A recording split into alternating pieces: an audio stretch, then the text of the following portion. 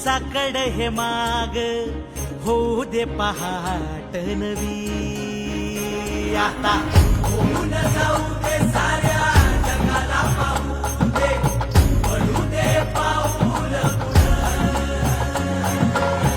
जरी काट पाया खाली लागलेला येऊ दे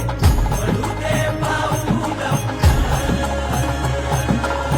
मोठी लढाई र लढू मातीसाठी र गड्या मनगटाचं जोर लावून दाटला जरी अंधार एकजूट होऊ आज दिवा देऊ तेज धावलं